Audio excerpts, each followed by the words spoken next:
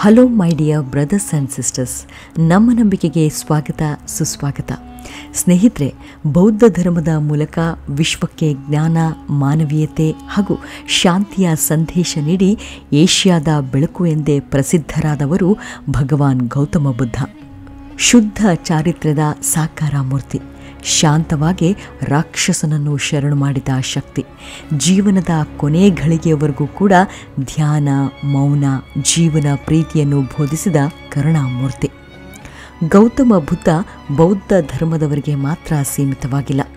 ಬದುಕುವ ರೀತಿ, ಅದಕ್ಕಾಗಿ ಅಳವಡಿಸಿಕೊಳ್ಳಬೇಕಾದ ಮೌಲ್ಯಗಳ ಬಗ್ಗೆ ತಿಳಿ ಹೇಳಿ ಜಗತ್ತಿಗೆ ಗುರುವಾದವರು.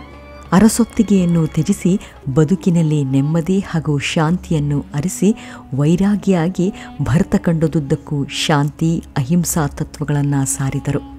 ಲೋಕದ ಸಂಕಟಗಳಿಗೆ ಪರಿಹಾರ ಹುಡುಕಿಕೊಟ್ಟ ಆಧ್ಯಾತ್ಮಿಕ ಪುರುಷ. ಕೃಷ್ಣನ ಅಪರಾವತಾರವೇ ಗೌತಮರು.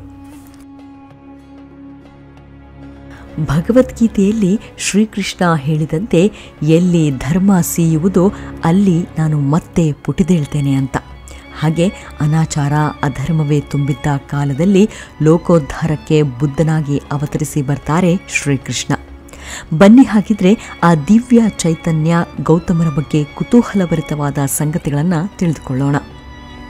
ಸ್ನೇಹಿತರೆ, ಗೌತಮ ಬುದ್ಧ ಬೌದ್ಧ ಧರ್ಮದ ಸಂಸ್ಥಾಪಕ ಮಾತ್ರವಲ್ಲ, ದುಃಖದ ಹುಟ್ಟು, ದುಃಖದ ನಿವಾರಣೆಗೆ ಒಯ್ಯುವ ಅಷ್ಟಾಂಗಿಕ ಮಾರ್ಗವನ್ನು ಕಂಡುಹಿಡಿದ ದಾರ್ಶನಿಕ. ಭಗವಾನ್ ಗೌತಮ ಬುದ್ಧನು ಕಂಡುಹಿಡಿದ ವಿಪಶ್ಯನ್ಯ ಧ್ಯಾನ ಮಾರ್ಗವು ದುಃಖ ಮತ್ತು ಪಾಪಕರ್ಮಗಳಿಂದ ಮುಕ್ತವಾಗಲು ಸಹಾಯ ಮಾಡುತ್ತದೆ. ಇಡೀ ಜಗತ್ತಿಗೆ ಜ್ಞಾನದ ಹಿರಿಮೆಯನ್ನು ತುಂಬಲು ಅವತರಿಸಿದವರೇ ಗೌತಮ ಬುದ್ಧ. ಕಪಿಲವಸ್ತುವಿನ ಸಿಂಹಹನುವಿನ ಮಗ ಶುದ್ಧೋಧನ.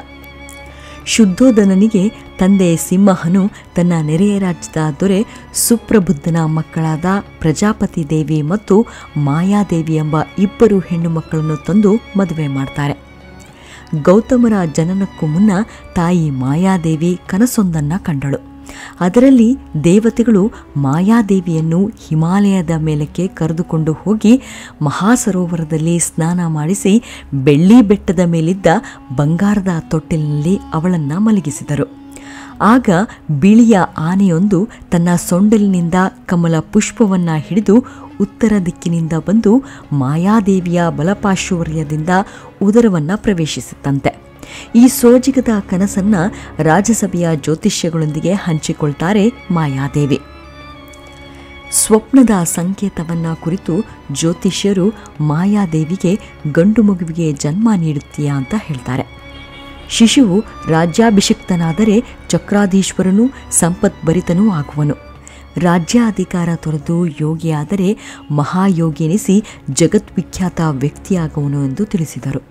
ಅದು ಕ್ರಿಸ್ತಪೂರ್ವ 563ರಂದು ಬುದ್ಧ ಲುಂಬಿನಿ ವನದಲ್ಲಿ ವೈಶಾಖ ಶುದ್ಧ ಪೂರ್ಣಿಮೆಯಂದು ಶುದ್ಧೋಧನ ಮತ್ತು ಮಾಯಾದೇವಿಯ ಮಗನಾಗಿ ಜನಿಸ್ತಾನೆ. ಮಗುವಿಗೆ 7 ದಿನವಾದಾಗ ತಾಯಿ ಮಾಯಾದೇವಿ ಹಸು ನೀಗಿದಳು.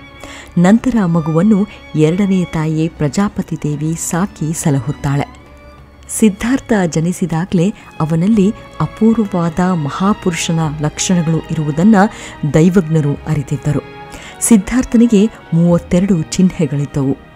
ನೀಳಬಾಹು, ವಿಶಾಲವಾದ ಎದೆ, ಊರ್ಧ್ವಮುಖ ರೋಮುಧಾರೆ, ದೇಹವನ್ನು ಬಾಗಿಸದೆ ಮಂಡಿ ಮುಟ್ಟುವಷ್ಟು ನೀಳವಾದ ಕೈಗಳು, ಉದ್ದವಾದ ಬೆರಳುಗಳು, ಅತಿ ಮೃದುವಾದ ಹಸ್ತ ಮತ್ತು ನವಿರಾದ ಪಾದಗಳನ್ನು ಹೊಂದಿದ್ದನೆಂದು ವಿಭೂತಿ ಪುರುಷರಲ್ಲಿ ಇರಬೇಕಾದ ಸರ್ವ ಲಕ್ಷಣಗಳನ್ನು ದಿಗ್ಗನಿಕಾಯ ಎಂಬ ಬೌದ್ಧ ಗ್ರಂಥ ತಿಳಿಸುತ್ತದೆ.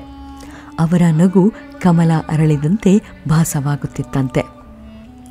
ಬೌದ್ಧ ಧರ್ಮದಲ್ಲಿ ಕೋಪ, ಲೋಭ, ಮೌಢ್ಯಗಳನ್ನು ಸಂಪೂರ್ಣವಾಗಿ ಜಯಿಸಿದವನನ್ನು ಬುದ್ಧನೆಂದು ಕರೆಯುತ್ತಾರೆ. ಗೌತಮ ಬುದ್ಧನೆಂಬ ಹೆಸರು ಜನಪ್ರಿಯವಾಗಿದೆ. ತಂದೆ ರಾಜ ಶುದ್ಧೋಧನನು ಚಕ್ರವರ್ತಿಯಾಗುವ ಲಕ್ಷಣಗಳಿವೆ ಎಂದು ಬಹಳ ವಾತ್ಸಲ್ಯದಿಂದ ಸಿದ್ಧಾರ್ಥನ ಶಿಕ್ಷಣದ ಬೆಳವಣಿಗೆಯಲ್ಲಿ ಹೆಚ್ಚು ಆಸಕ್ತಿ ವಹಿಸಿದನು. ಸಿದ್ಧಾರ್ಥನು ಸರ್ವ ವಿದ್ಯಾಪಾರಂಗತನಾಗುವಂತೆ ಕುಲಗುರುವಿನಲ್ಲಿ ಹಲವಾರು ವಿದ್ಯಾಪಾರಂಗತ ವಿದ್ವಾಂಸರಲ್ಲಿ ಶಿಕ್ಷಣ ಕೊಡಿಸ್ತಾನೆ. ಸಿದ್ಧಾರ್ಥನು ವಿದ್ಯಾವಂತನಾಗುವುದರ ಜೊತೆಗೆ ಗುಣವಂತನು, ತಾಯಿ ಮಮತೆಯು ಆತನಲ್ಲಿ ಮೈದೆಳೆದು ಬಿಡುತ್ತೆ. ಮೊದಲೇ ಬುದ್ಧನ ಜಾತಕ ಅರಿತಿದ್ದ ತಂದೆ ರಾಜ ಶುದ್ಧೋಧನನು ಮಗನು ವಿರಕ್ತನಾಗದಂತೆ ನೋಡಿಕೊಳ್ಳಲು ಸರ್ವ ಪ್ರಯತ್ನಗಳನ್ನು ಮಾಡುತ್ತಿದ್ದನು. ಹರಿಯದಲ್ಲಿ ಮದುವೆ ಮಾಡಿದರೆ ಅವನು ಸುಖ ಸಂಸಾರದಲ್ಲಿ ಮಗ್ನನಾಗಿರುತ್ತಾನೆಂದು ಬಗೆದು ಮಗನಿಗೊಂದು ಸ್ವಯಂವರವನ್ನೇ ಏರ್ಪಡಿಸಿದನು. ಅವನು ಒಪ್ಪುವ ಕನ್ಯೆ ಅವನಿಗೆ ಸಿಗಲಿ ಎಂಬ ಉದ್ದೇಶವಿತ್ತು. ಒಂದು ದಿನ ಊರಿನ ಎಲ್ಲ ಕನ್ಯೆಯರು ಬಂದು ರಾಜಕುಮಾರನಿಂದ ಆಭರಣಗಳನ್ನು ದಾನ ಪಡೆಯುವಂತೆ ಸಮಾರಂಭ ಏರ್ಪಡಿಸಲಾಗಿತ್ತು. ಅಂತೆಯೇ ಊರಿನ ಎಲ್ಲ ಕನ್ಯೆಯರು ಬಂದು ಸಿದ್ಧಾರ್ಥನ ಕೈಯಿಂದ ಆಭರಣಗಳನ್ನು ಪಡೆದರು. ಆದರೆ ಶುದ್ಧೋಧನನ ಸಚಿವನಾದ ದಂಡಪಾಣಿಯ ಮಗಳು ಯಶೋಮತಿ ಅತಿ ಸುಂದರಳು, ಸುಸಂಸ್ಕೃತಳು ಆಗಿದ್ದು ಕಟ್ಟಕಡೆಯಲ್ಲಿ ಬಂದಳು. ಆಕೆಯ ಗಾಂಭೀರ್ಯ, ಘನತೆಗಳು ಸಿದ್ಧಾರ್ಥನನ್ನು ಮಂತ್ರಮುಗ್ಧಗೊಳಿಸಿದವು. ದಾನ ಮಾಡುತ್ತಿದ್ದ ಒಡವೆಗಳೆಲ್ಲವೂ ಮುಗಿದು ಹೋಗಿದ್ದವು. ಆಗ ಸಿದ್ಧಾರ್ಥನು ತನ್ನ ಬೆರಳಿನಲ್ಲಿದ್ದ ಉಂಗುರವನ್ನೇ ತೆಗೆದುಕೊಡಲು ಹೋದನು. ಆದರವಳು, ನಿಮ್ಮ ವಾತ್ಸಲ್ಯಮಯ ನೋಟವೇ ನನಗೊಂದು ಆಭರಣ, ಅದೇ ಸಾಕೆಂದು ಮುಂದೆ ಸಾಗಿದಳು. ಸಿದ್ಧಾರ್ಥನಿಗೆ ಯಶೋಧರೆಯಲ್ಲಿ ಮಮಕಾರ ಉಂಟಾಗಿದೆ ಎಂಬ ಗೂಢಾಚಾರ್ಯ ವರದಿಯನ್ನಾಧರಿಸಿ ಯಶೋಧರೆಯನ್ನು ವರಿಸಲು ಸಮ್ಮತಿಸಿದನು. ಯಶೋಧರೆಯೊಂದಿಗೆ ಗೌತಮ ಮತ್ತು ಮನೌರ ಎಂಬಿಬ್ಬರು ಯುವತಿಯರನ್ನು ತಂದು ಸಿದ್ಧಾರ್ಥನಿಗೆ ವಿವಾಹ ಮಾಡಿಸುತ್ತಾರೆ. ಲಲಿತಾ ವಿಸ್ತಾರ ಎಂಬ ಕೃತಿಯಲ್ಲಿ ಸಿದ್ಧಾರ್ಥನ ಪತ್ನಿಯರ ಹೆಸರು ಮೃಗಜ, ಯಶೋಧರೆ ಮತ್ತು ಉತ್ಪಲಾವರಣ ಎಂದು, ಚೈನಾ ಗ್ರಂಥದಲ್ಲಿ ಯಶೋಧರೆ, ಗೋಪು ಮತ್ತು ಉತ್ಪಲಾವರಣ ಎಂದು ಹೇಳಿದೆ.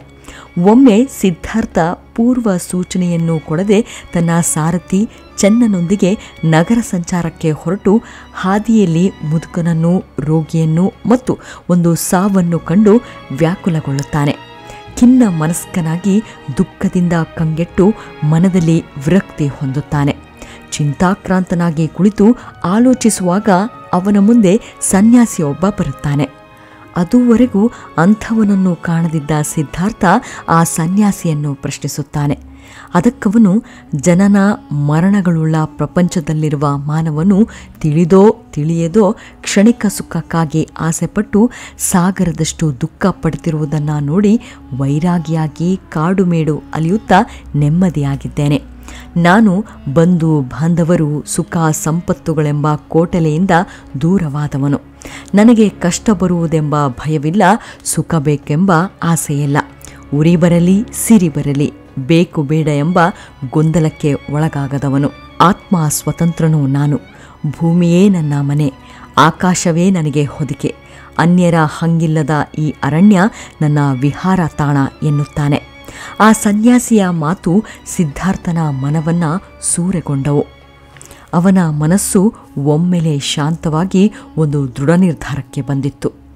ವೃದ್ಧ ರೋಗಿ, ಮೃತದೇಹ ಮತ್ತು ಸನ್ಯಾಸಿಯ ದರ್ಶನದಿಂದ ಸಿದ್ಧಾರ್ಥನ ಜೀವನದಲ್ಲಿ ಅಗಾಧ ಮಾರ್ಪಾಡು ಆಗುತ್ತದೆ.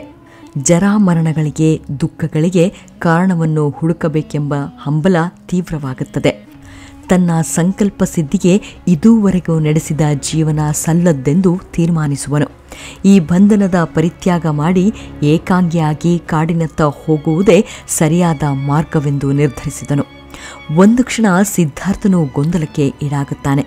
ತನ್ನನ್ನು ನಂಬಿದವರಿಗೆ ತನ್ನ ಅಗಲುವಿಕೆಯಿಂದ ಎಷ್ಟೊಂದು ನೋವಾಗಬಹುದೆಂದು ಯೋಚಿಸಿ ಒಡೆಯನೇ ಮನೋನಿಶ್ಚಯಕ್ಕೆ ಒಳಗಾಗುತ್ತಾನೆ. ಸಿದ್ಧಾರ್ಥ ತಂದೆ ಶುದ್ಧೋಧನನ ಬಳಿಗೆ ಹೋಗಿ ತಾನು ಸನ್ಯಾಸಿಯಾಗಲಿರುವ ವಿಷಯವನ್ನು ತಿಳಿಸಿ ಅನುಮತಿ ಬೇಡುತ್ತಾನೆ. ಶುದ್ಧೋಧನ ಸಿದ್ಧಾರ್ಥನಿಗೆ ಅನುಮತಿ ನೀಡುವುದಿಲ್ಲ. ಆಗ ಸಿದ್ಧಾರ್ಥ ತಂದೆ ತನಗೆ ಬೇಕಾದ ವಸ್ತುವನ್ನು ಕೊಡಿಸುವುದಾದರೆ ತಾನು ಸಂಸಾರ ತ್ಯಾಗ ಮಾಡುವುದಿಲ್ಲವೆಂದು ಹೇಳಿ ತನ್ನ ಬೇಡಿಕೆಯನ್ನು ತಂದೆಯ ಮುಂದಿಡುತ್ತಾನೆ.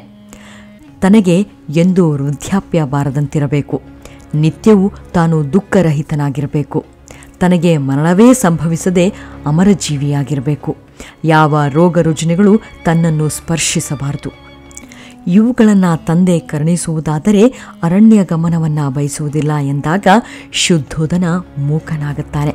ಕಡೆಗೆ ಸಿದ್ಧಾರ್ಥ ತನ್ನ ಪ್ರಯಾಣದ ವಾರ್ತೆಯನ್ನು ಯಾವ ಬಂಧು ಬಾಂಧವರಿಗೂ ತಿಳಿಸಲು ಇಷ್ಟಪಡದೆ ಮಧ್ಯರಾತ್ರಿಯಲ್ಲಿ ಎದ್ದು ಅರಮನೆಯಿಂದ ಹೊರಡಲು ಉತ್ಸುಕನಾಗಿ ಕೊನೆಯ ಸಲ ಒಂದೇ ಒಂದು ಬಾರಿ ತನ್ನ ಮಗನ ಮುದ್ದು ಮುಖವನ್ನು ನೋಡಲು ತೆರಳುತ್ತಾನೆ. ಅಲ್ಲಿ ಸುಖನಿದ್ರೆಯಲ್ಲಿ ಮಲಗಿದ್ದ ಪತ್ನಿ ಮತ್ತು ಮಗನನ್ನು ಕಣ್ತುಂಬಿಕೊಂಡು ಹೊರ ನಡೆಯುತ್ತಾನೆ. ಅರಮನೆಯಿಂದ ಹೊರಬಂದು ತನ್ನ ನೆಚ್ಚಿನ ಸೇವಕನನ್ನು ಎಬ್ಬಿಸಿಕೊಂಡು ಕಂದಕವೆಂಬ ಕುದುರೆಯೊಂದಿಗೆ ರಾಜ್ಯ ತ್ಯಾಗ ಮಾಡಿ ಅರಣ್ಯದೆಡೆಗೆ ಪಯಣ ಬೆಳೆಸುತ್ತಾನೆ. ಕಾಡಿನ ಮಧ್ಯಭಾಗಕ್ಕೆ ಬಂದು ಕುದುರೆಯಿಂದ ಕೆಳಗಿಳಿದು ಚಂದಕನಲ್ಲಿ ಕ್ಷಮೆ ಕೇಳಿ ಅವನನ್ನು ಸಾಂತ್ವನಗೊಳಿಸಿ ಸಾಧನೆಯ ಸಿದ್ಧಿಗಾಗಿ ಹೊರಡುತ್ತಾನೆ. ಸಿದ್ಧಾರ್ಥನು ಭಾರ್ಗವಾಶ್ರಮಕ್ಕೆ ಬಂದು ಅಲ್ಲಿನ ಸಾಧಕರಿಂದ ತಪೋನಿಯಮಗಳನ್ನು ತಿಳಿಯಲೆತ್ನಿಸುತ್ತಾನೆ. ನಂತರ ಮಗಧ ದೇಶದೆಡೆಗೆ ಪ್ರಯಾಣ ಆರಂಭಿಸಿದನು.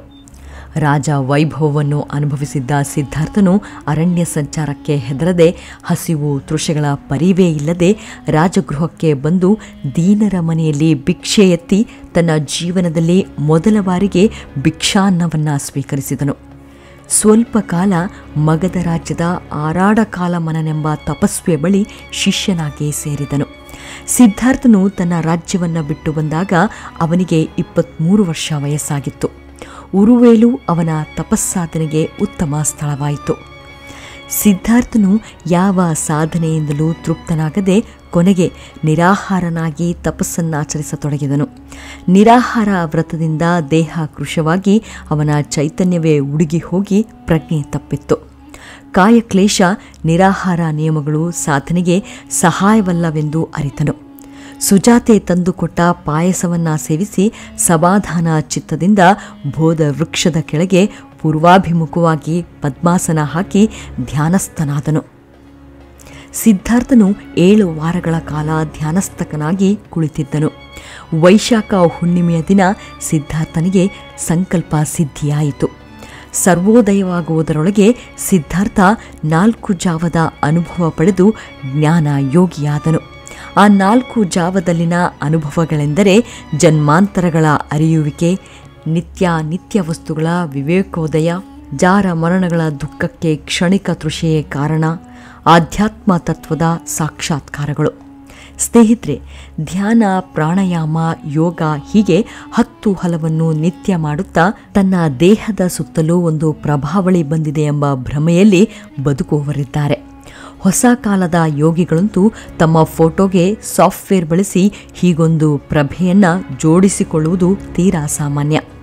ಮನಸ್ಸನ್ನು ಅರಳಿಸುವ, ಅದಕ್ಕಿಂತಲೂ ಹೆಚ್ಚಾಗಿ ಬದುಕನ್ನು ಇದ್ದಂತೆಯೇ ಸ್ವೀಕರಿಸುವ ಮನಸ್ಥಿತಿಯೊಂದನ್ನು ನಾವು ರೂಢಿಸಿಕೊಳ್ಳುವುದು ಆಧ್ಯಾತ್ಮ. ಇದೊಂದು ಮಹತ್ ಸಾಧನೆಯು ನಮ್ಮ ದೇಹದ ಸುತ್ತ ಒಂದು ಪ್ರಭೆಯೊಂದು ಆವರಿಸಿಕೊಳ್ಳಬೇಕಾದ ವೈಚಿತ್ರ್ಯವೊಂದು ಸಂಭವಿಸುವ ಕ್ರಿಯೆಯೂ ಆಗಬೇಕಿಲ್ಲ. ಇದಕ್ಕೆ ಸಂಬಂಧಿಸಿದಂತೆ ಬುದ್ಧ ಭಗವಾನನ ದಿನಮಾನದಲ್ಲಿ ಸಂಬಂಧಿಸಿದ ಘಟನೆಯೇ ಸಾಕ್ಷಿ.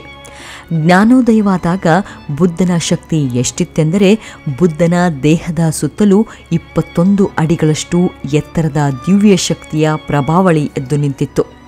ಬುದ್ಧನು ಹಾದಿಯಲ್ಲಿ ಪಾದವನ್ನಿರಿಸಿದರೆ ಆತನ ಶಕ್ತಿ 2 ಕಿಲೋಮೀಟರ್ವರೆಗೂ ವ್ಯಾಪಿಸಿ ಬಿಡುತ್ತಿತ್ತು. ಆ ಶಕ್ತಿಯ ಪ್ರಭಾವ ಹೇಗಿತ್ತೆಂದರೆ ಹೂಗಳೆಲ್ಲ ಅರಳಿ ಬಿಡುತ್ತಿದ್ವು. ಬರಿದಾದ ನೆಲ ಚಿಗುರೊಡೆಯುತ್ತಿತ್ತು. ಪ್ರಾಣಿ ಪಕ್ಷಿಗಳು ನಿರ್ಭಯವಾಗಿ ಸ್ವಚ್ಛಂದವಾಗಿ ವಿಹರಿಸುತ್ತಿದ್ವು. ಊರು ಕೇರಿ ಗ್ರಾಮದ ಜನರು ಅರಿವಿಲ್ಲದಂತೆ ಮಂತ್ರ ಮುಗ್ಧರಾಗಿ ಬಿಡ್ತಿದ್ರು.